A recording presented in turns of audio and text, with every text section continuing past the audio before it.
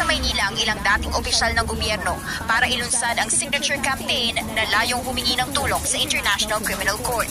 Gusto nilang pabalikin sa Pilipinas si dating Pangulong Rodrigo Duterte na hinaharap ang kasong Crimes Against Humanity sa ICC.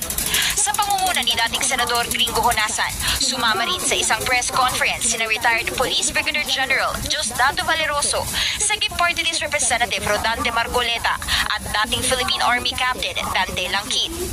Hindi ho ito anti-PBBM initiative. Hindi rin ito FRD initiative. This is pro-Filipino initiative.